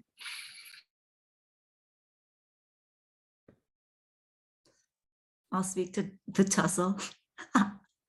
That's it. That's a new podcast, the tussle instead of the hustle. Yeah, I was just thinking, Ben, hearing you talk, I remember being so jealous growing up, seeing kids fight with their parents, because I feel like I couldn't express myself that clearly or be angry or be loud and messy and rage against my parents just from kind of the pressures of being an adopted kid and not having safety and security. So that's like my own childhood trauma, and how that translates to now is I really love principled struggle, and I love figuring stuff out with people. Like that's why we're on this earth, to kind of like be together and clash and move together and then clash again and learn from each other. So I really also like respect when there's conflict. I think it shows care, and when someone takes time to share their thoughts and feelings and perspectives, I consider that a sign of respect. And then I also, it's more of an exchange, I guess. Yeah, I mean, in terms of specifically educational spaces or co-learning spaces, it's really important for me to remember that like knowledge is so fluid, like no one owns it. I'm not smarter or better than someone else. It's not linear. Plug for Matthew, book of poems called Meet Me in the Clearing, which is a direct reference, I'm like gassing you up, direct reference to, or like, I think, I'm speaking for you now, but in defiance of the term coming out of the fog for adopted people, and kind of this total myth that there is a linear process similar to wokeness, and that you do have this point of arrival. I completely reject that and believe that we're all learning from each other. We all have knowledge in our lived experiences. And again, going back to just having compassion and awareness for people that us in our communities have not had access to specific information. I didn't learn anything that I'm interested in now in the Minnesota public education system, I can tell you that. So it's a lot of self-directed learning, and I'm just really excited that it doesn't have to be self-directed anymore. Like we are shaping it, but I don't feel alone in it. I really appreciate that, Leah. And no ports of arrival, non-linear, that really resonates with me. And, you know, I think like the fog that you reference, that's in like adopted adoptee or adopted people spaces. I was checked by elders recently with some knowledge that I never knew about that, which is that FOG or FOGS was originally put out there to describe a condition of fear, obligation, guilt, and shame, which is, of course, like our processes with that are like not linear at all. So like, I love that you're talking about the way that community nowadays often uses that as a gate that people have to step through, and you are on one side of or another. And so like, just deep appreciation for how you like beautifully drew that out.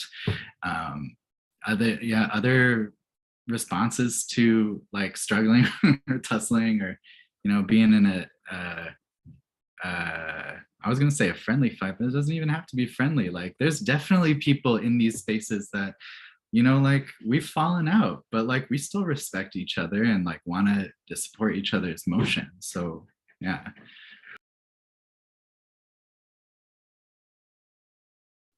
Yeah, I mean, I feel like it's been said in different ways, but it's just like this idea that the ends don't justify the means. And so like not being ugly in different situations. That's all principle struggle is. It's just having a certain head on your shoulders to respect people, to show them love, because love is action. And so we're talking about like, where is it safe to be having these different conversations and such? It's safe where the love is. And so it's just about us working to be people who got the love and abundance to be able to offer that out to people. Thanks, Matthew. Michael? Yeah, I mean, I think for this question, I have like a specific example. A few weeks ago, this was part of another project that was on, folks, foster youth from across California are in the Zoom room talking about creating this mission statement for this project we're working on. And I bring in this idea of making sure that we highlight the fact that our identities are political. And it comes from the work of Audre Lorde, who wrote personal as political, bringing the personal as political, kind of butchering their work. But really just that framework and making sure that we understand and unpack that phrase for ourselves. And as soon as I bring in the word political, some person in the room jumps on their mic and asks us to not be political and asks us to not box ourselves in. So then I asked, so we started talking, had that conversation. Tensions are getting a little high, but they basically approach the idea of political in this framework of being Republican or Democrat. And I had to be more patient and unpack it with them about why I'm bringing in this idea of political, or really what my definition of political means. And yeah, I mean, it's just like, it felt like we were losing intention in our movement. It felt like we were compromising again and entering that kind of passive framework that folks tend to create in these spaces. And that's the thing that upsets me the most, is the idea of being passive. I really like Matthew's idea of or your term or definition for love being an action. But in those spaces, sometimes I hear as a passive, like it's developed as a passive framework. And I don't really see intention sometimes when we put that forward. And I wish Matthew was in that space and he could explain that to folks of really making sure that we're active in our happiness, active in creating systems that integrate love into their framework. But yeah, I mean, just being in that space, it felt like I'm fighting my community to talk about the solutions we need, and in that way, it was it sucked. It really did suck. And then later that week, I had gone to this poetry reading out here in Chapman University, and Chapman is I want to say it's a historically white university, because all I saw there were white folks, and it just did not feel like the poems we were reading or that were being read reflected what was currently happening in Southern California. It just felt like I was in a space where poets have lost that political connection, or we're afraid to be political in our work. And nothing wrong with talking about tea and being in a room alone, but I think sometimes what I need to hear is how do we make sense of racism in Southern California? What does activism look like down here in Hollywood and all these other spaces that are super performative liberal spaces, and really start not being complacent, you know? And the same thing I wrote here, like, you know, TikTok and all that is dope. You get to see artists, but if I see another photographer photograph a car and call it something, I don't know, I just get upset. I'm like, I'm tired of us just confining ourselves and restricting ourselves to other forms, or restricting our artwork, and not really tapping into a political history. The political history of Black and brown photography in the US is so long, and outside the US is so long and deep. Black and brown poetry extends beyond the borders of the US and really taps into political histories. Frantz Fanon and just all these other artists, that writers, thinkers, you know, game changers. And I just feel like it's always missing in these spaces or these conversations that I have. And I go in there with that intention, and sometimes you just hit a wall and I'm just kind of stuck. And yeah, I mean, it doesn't mean we have to compromise and to stop or to be quiet, but I think it challenges us to be even louder and try to do our work even more.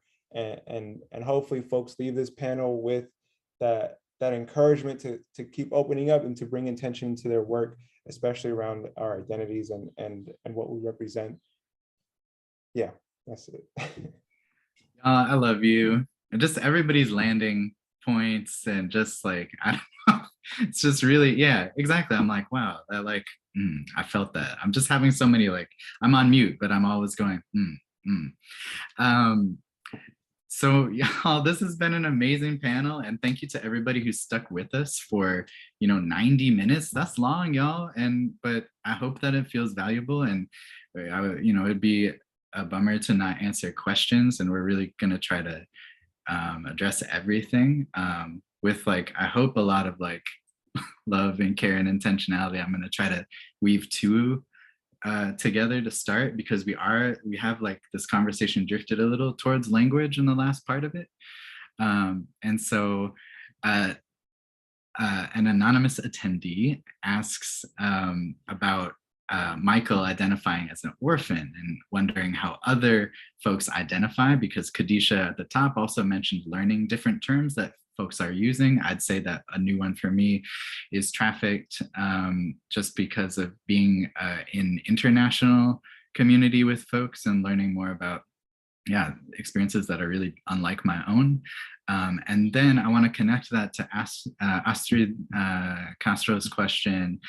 Can a panelist talk about what language shift or understanding of the terms that they've come to, and like how that helps you to feel more grounded? Astrid gives the example of like giving herself permission to identify as an immigrant, as somebody who was like transnationally adopted, displaced from Colombia. So what language are you finding, and how's it holding you down? Open-ended.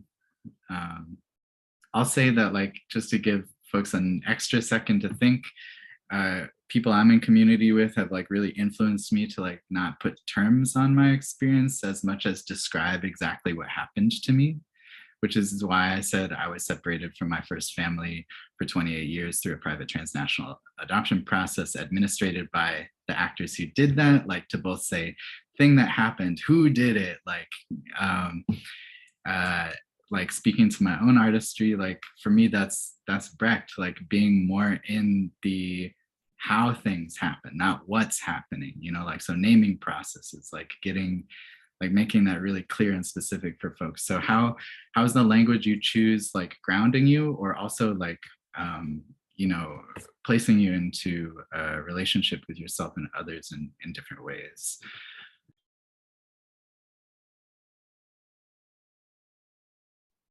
I can go.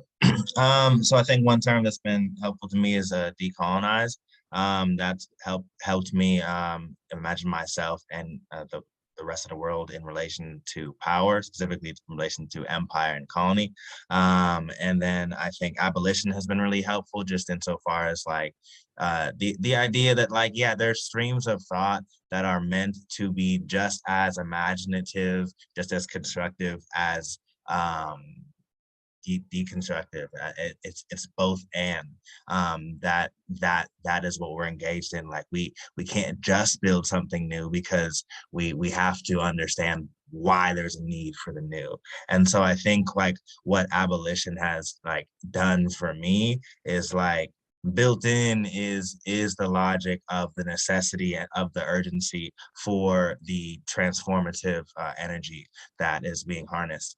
So abolition, decolonization, and then I think like for me, like so a term that I use is like doubly displaced African, like just in reference to like the history as a Black person whose lineage is traced back across the slave trade. So that first displacement being trafficked people in that sense, and then with transracial adoption, this double displacement that's added onto it. And so I think that like that transgresses my ideas of Blackness and adoption as I bring these two things together, these identities. And so like Blackness is adopted and adoption is Black in this sense. And so I think those are some things that have been really formative for me.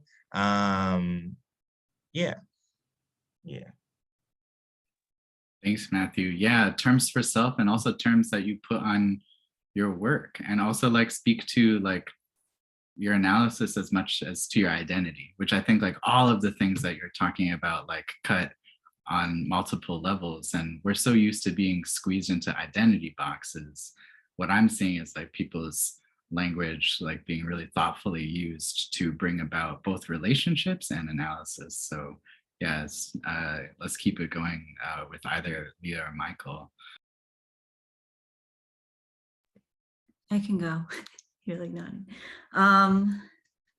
Okay, I just like wrote down some notes. I mean, +1, yes, to everything Matthew you said. I'm just like, oh my gosh, maybe we do. I saw in the chat, I'm like, oh, should we just, maybe we do need to make like a quick 101 video. Like I'd be up for putting like 5% of my time into that, just to like break down those terms and how they're related to adoption. Even for us, I feel like that could be a really nice exercise. Sorry, I'm like co-opting the panel to do like creative project collabs. That's not why we're here. Well, that is why we're here. So I wrote down just official terms are really important, just like even from agencies. I feel like they hold so much weight, like closed, full severance, stranger adoption. Like I'm really sitting with that term and what images those evoke for me. I'm also sitting with Ben and I and Miso, I think you're here as well. We have a Spotify playlist called Adoption Horror Film Soundtrack, and that's been really helpful just to like position adoption as like a horror film. Like, what does that look like? What does that feel like? How do these systems, how are they represented? You know, as how is state power represented as a ghoul or a monster? So get ready for that in theaters near you sometime soon. I'm also thinking about national family in the US and just like what family means in relationship to state power and who is able to be assimilated and who's not throughout history. So for example, like Native Americans, it's like white settlers were like, hey, we can assimilate you. Enslaved Black people, maybe not. For a transnational Asian adopted person with light skin, it's like, oh yeah, we can assimilate you. As like someone else, like a Southeast Asian refugee also, oh, we can assimilate you. And just like wondering where those lines of inclusion and exclusion exist. So just like thinking about family in terms of kind of the things that are portrayed as benevolent, but are actually seated in really toxic paternalistic behavior and also infantilization of specific groups of marginalized people. And then also just thinking about, I really want to just state that like we're in this, yeah, it's been a rough last few days with the leak of the draft of the Roe v. Wade overturning. And I've just been talking to a lot of people about bodily autonomy and what that means in terms of reproductive justice, procreation, and just thinking about whose desires are being centered with legislation. Just like desires and how those desires of certain people with means have manifested themselves and trickle down and affect us today. And that's why we're here talking about it. That's all. I love the just like constant inviting, like of like, this has been so expansive. Like the reason why we're here was like one thing that went on a poster on a, you know, a tiny graphic that you saw on your screen and has expanded to so many other things. Michael, like this question like began with your like self-naming and what you chose. And so, yeah, curious to hear what you say. Yeah, no, thank you. I think I'm gonna approach it in first, I guess like a kind of linear way. I kind of came to the term orphan a few years ago because I was just kind of going off like the basic definition of what it means.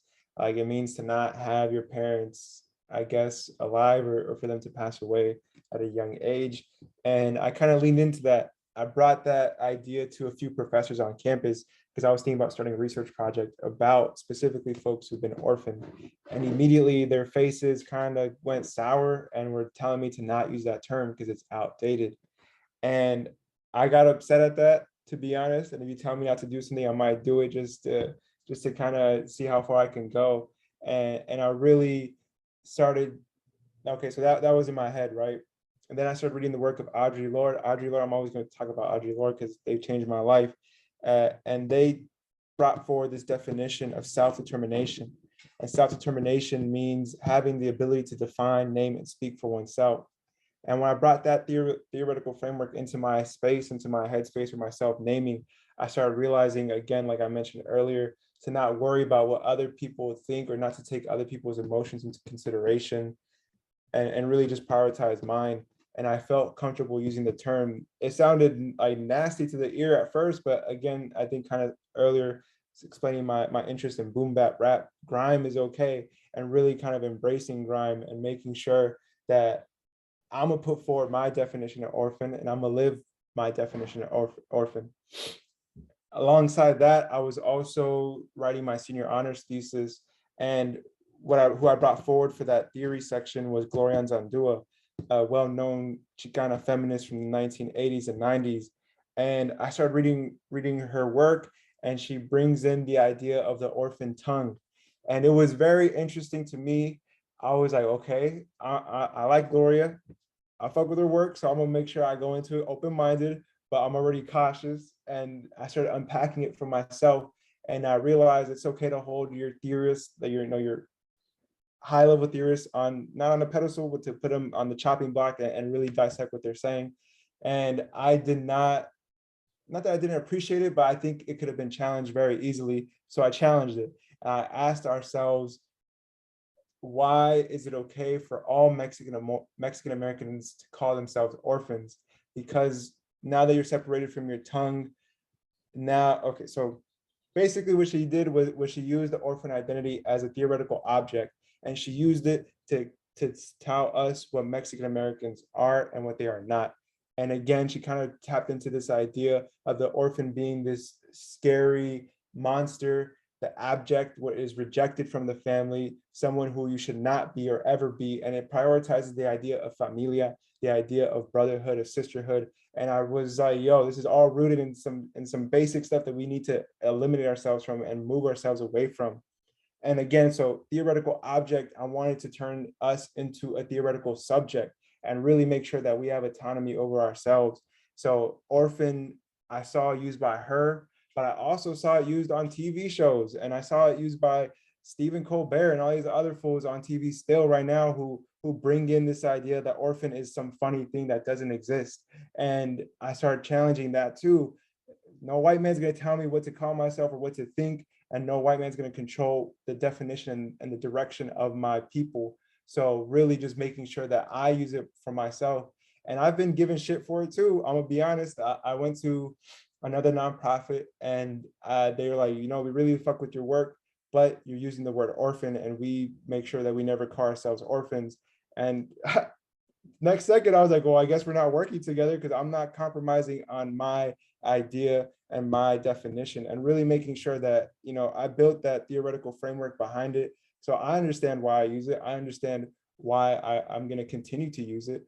And if other people have a problem with it, again, it's not really on me to fix your emotional or theoretical shortcomings, I guess. It's really for you to unpack that for yourself. And I know, Ben, you brought in the work of, I want to say it was Audre Lorde who mentioned that folks, it is not on the responsibility of the oppressed to teach the oppressor why they're being oppressed. You know, it's a tactic that they use to make sure we don't have the emotional energy or the capability to engage in our work, in our activism work. And I butchered that line, but basically I just felt like it wasn't on me anymore to tell you what I'm going through or to tell you how I'm going to define myself. I said it. I know why it's right. If you want to read our zine, there it is. Read it for yourself, and then you come and talk to me afterwards. But I'm not going to be explaining this to you for free anymore. You know what I mean? And really just kind of approaching it in that way. So, you know, I'm open to other folks using the term, but really you have to ask yourself why you're using it, engage in that kind of theoretical framework that I mentioned, and really just, you know, ask yourself if it's appropriate, but not really ask others if it's appropriate, you know. Amazing. Yeah, Leah, do you have a follow-up response to that? And I think this is also a beautiful segue into more of the questions that I'm going to try together. But please, Leah, go first. I just want to say this is one of the joys of gathering. Like hearing you say that, Michael, I've been taught to, I'm just like learning a lot right now from you all. So meta. That, yeah, I've been taught and told in Korean adoption circles not to use the word orphan because so many of us actually were not orphans, and we had living relatives, living parents, and a lot of, in many cases, as was my personal case. So it's just, I really appreciate you sharing that. And again, realizing that we're in community, we have a lot of shared life experiences, and also like where those diverge. And I think that's the divergences are just as important as the overlaps and the similarities, and makes me feel closer to you and to this group. Thanks, Leah. I think like all of this, the ways that y'all just responded to this question, like just connect really beautifully to some questions that people are asking.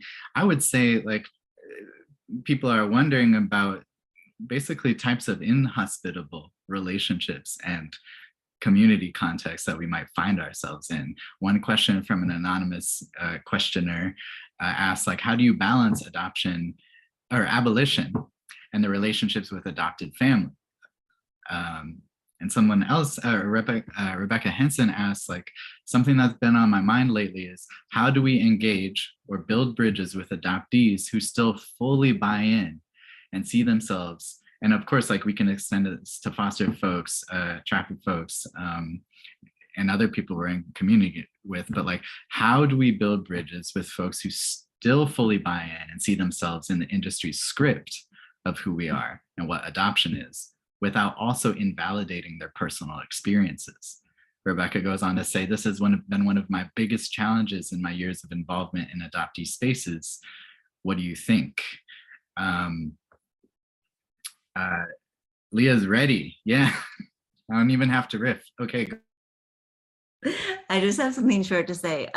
Rebecca, thank you so much for being in the spaces for so long. I've seen some of your chats, and shout out to pre-internet times. This is not flippant, and I want to think about this and channel this regarding your question.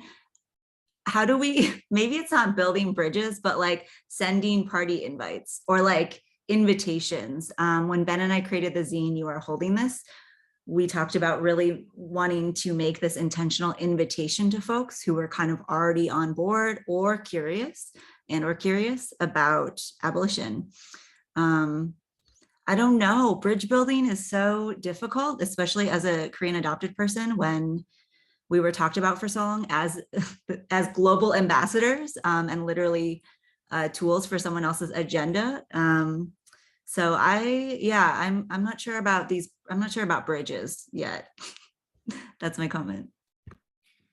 Yeah, I mean, just to since you evoked that I mean, that's on my mind a lot. And again, like, not to have like put people up as heroic, but to also attribute, like, I remember the first time I heard Miriam Kaba talk about abolition and talk about like the energy that was given back to her in she said, not trying to plug up all of the different holes in the dam, but just saying like, I'm gonna go, somebody's doing that already. Many people are doing that in many ways.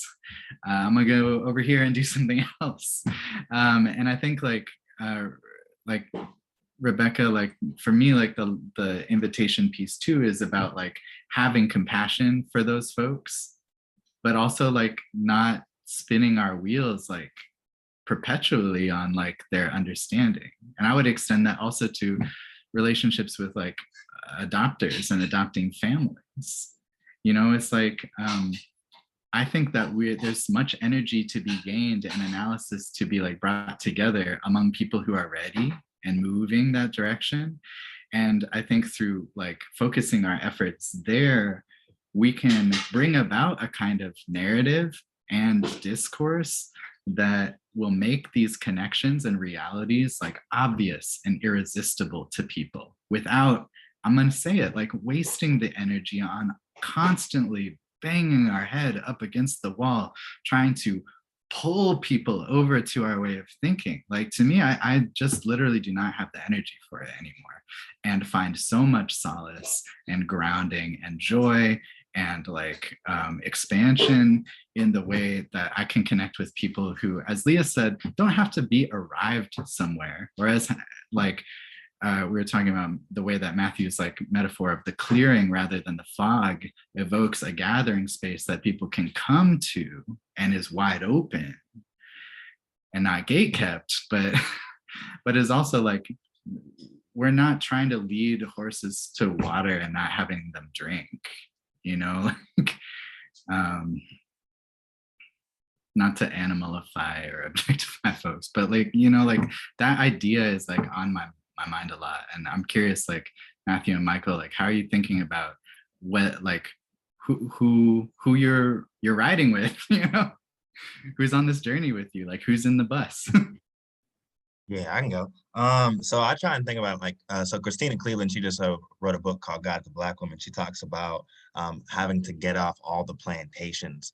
And so I think like that's something that like I carry with me as well, is like regarding different people in the community, like it's okay for us to have different disagreements about a lot of different things. But I think something that like I need us to like have a shared agreement around is like we're trying to get out the plantation, and so like I'm not really trying to politic with people who are trying to work on the plantation. And I think that's tough because like I've got family members, friends who are personally invested in the plantation. And so like that gives cause to like reflect on like, like not everybody gets out of the plantation. That's a really like sad thing to come to terms with. Like we would like to be able to bring everybody with us to freedom to liberation, but like it's those are places that are for everybody, but like not everybody makes it, And so that's something like, so I'm not trying to explain things to people who trying to work on the plantation, who don't even know they on the plantation, who, so like I'm trying to think about just like how I use my energy with different kinds of different people, and like even what does a good faith conversation look like with a person who really don't know fucking anything about, I don't want to say doesn't know anything, that's maybe a little rude, but like like isn't whatever they know isn't really as useful as they think it is.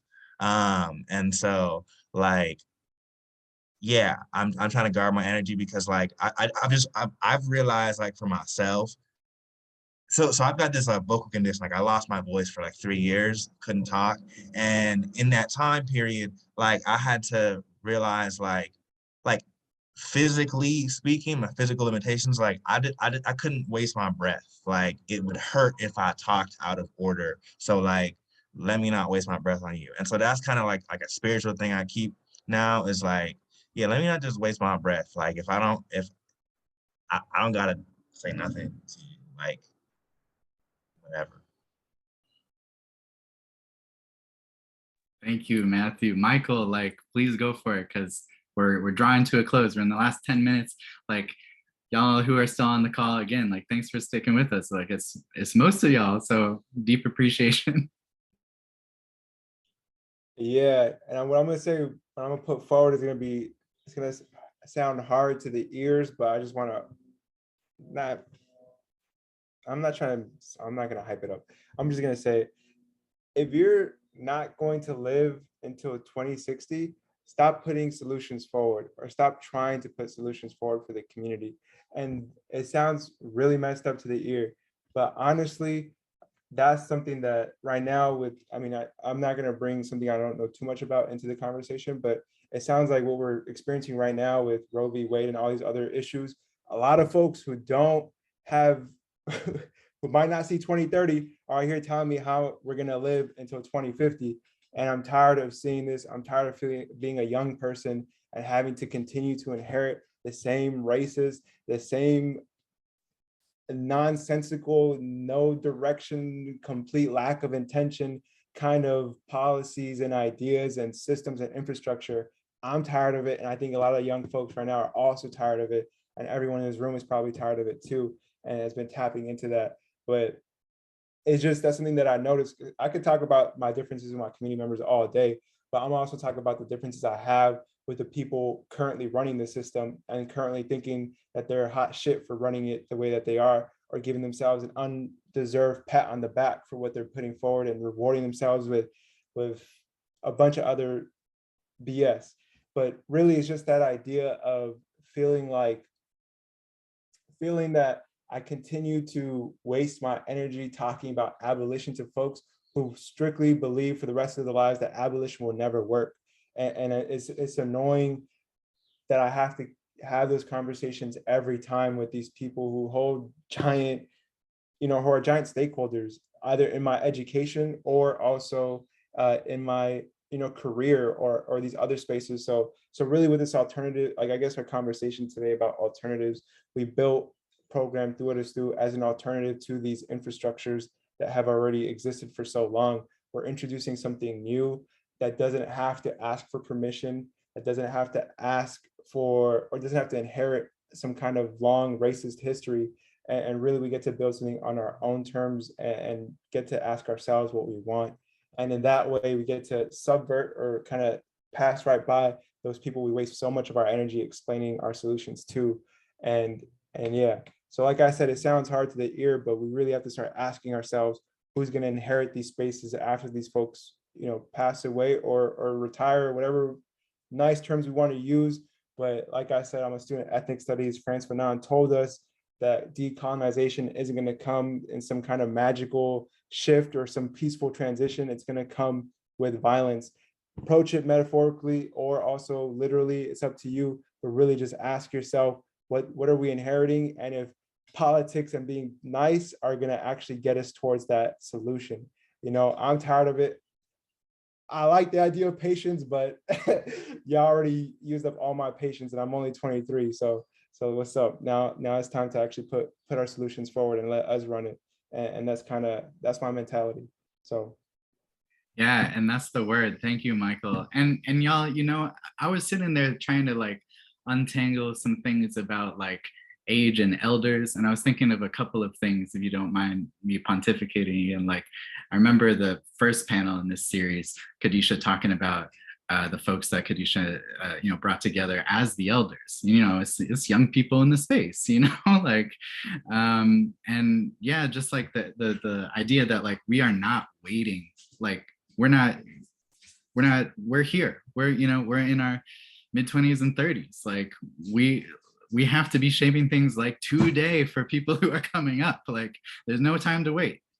And then I was thinking about how like in moments of historical crisis, like in queer communities and also disabled communities, like people who do not have who have had pressure on their lifespan. And also we can, of course, like extend this to any group that is experiencing premature death because of organized abandonment, Black folks, Indigenous folks, like, but like for folks whose lifespans are literally being like shortened, like we don't have time to wait too, because like they are bringing the urgency like every day and they're organizing. So I think like when I hear Michael say that, like, to me it's on point, because I'm thinking about the kind of like person who lives in a kind of like heteronormative existence where their life is safe and protected. They're going to live into their old age. They're going to live to see their authority like be enacted on like multiple generations, while they sit back and kind of are content with what they thought they know, like when they were 20 or something, you know, like. And so I think like it does bring together a lot of these pieces that like work in really, really intense ways on all of our existences, even them being different, you know. And, you know, I think we have 5 minutes left, and I want to challenge everybody to answer this in like a sentence or like a few, like just like we're thinking short response. But Rebecca also asked us about, oh damn, I'm seeing RJ's like long question here too, so I'm gonna try to at least speak it out into the space, but not losing my train of thought. Rebecca asked like, what is our personal view or definition of adoptee community or foster community, or the community that we're in? And I think like I'd just be curious to know, yeah, like how people are seeing that as a singular thing or a plural thing, or if you just like reject that outright. And then just to respect that question was articulated, RJ says there was seemingly a very public outcry about family separations, children being taken from caregivers and family at the US southern border and then categorized as unaccompanied. It speaks to a knowing that people already know. Yeah, that this family separation, you know, is not it. And yet this ongoing abuse has similarities and differences to the conditions and systems of adoption and how marginalized families and children are treated within our borders. This strikes me as we attempt to move towards imagined and or future spaces of safety. How might we move in ways that help strengthen our overlapping communities and counter these abusive systems, especially since adoptees are treated differently in these communities and often as a result of the same abusive systems? Yeah, y'all, I'm gonna say that like, if you can make it to Allied Media Conference, like we're trying to like link many of these like liberation movements together in a program that we're putting together for that. Also say if you can find the recording, some of us like did a talk at NALAC, National Association for Latino Arts and Culture, last year at their summit, like linking family separation to our experiences. So like, you know, it's churning. Like this is a good question, and I wish we could answer it fully here, but I just want to say like on point, and it's in motion. Like we're churning on it, and like you're not wrong at all to bring it into the space. So thank you for that, RJ. And maybe we can close out just with folks talking about community, like the community, like so often like the adoptee community or the fostered person community is evoked, but how do you sit in that like unity or plurality? How does it strike you? Short responses in the last 2 minutes.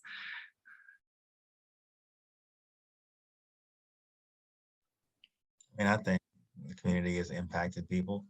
Black people, we got a saying, all skin folk and kin folk.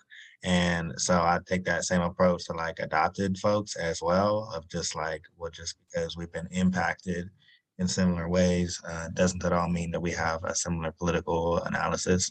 And so that is comforting when I'm having a conversation with like, I don't know, a white adoptee who's not as woke as they think they are. And I'm just like, oh, that's right. Well, skin folk and kin folk. So yeah, community, it's impacted people, but how we function in community is a whole different question.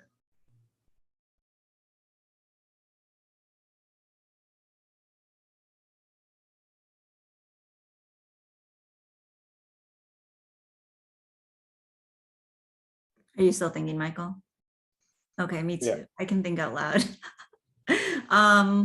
Yeah, I think it's everyone here. Like I don't know. I feel like growing up, I was looking for my people for so long, right? Like, who are my people? Who are my people? The people I'm around are not my people. And I feel like, thank you everyone just for coming to the panel. Thank you, We Be Imagining. Thank you, Ben, for moderating.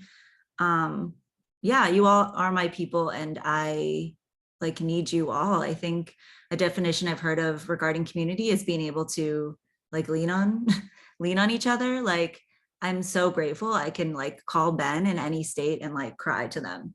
And I think like it's interesting with Kibon and the study group. I think we were talking once and we're like, wait, we're an organization, but we're also friends.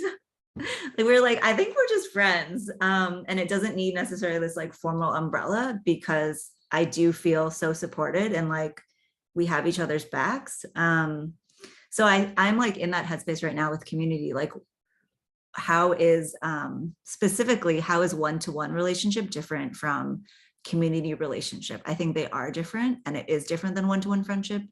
And I'm just curious about asking further questions related to that. Thank you, Leah. I'm gonna time check that we're at time, but Michael, please like hit us with your way of thinking about community and we'll close it out. This is an amazing panel, like gratitude to everyone, all the folks Leah mentioned, Khadija, Abdurrahman. Yeah, just thank you. Michael, take it away. Last word. Yeah, I mean, to be put on the spot, like I just want to blow up the idea of community and really develop it for ourselves.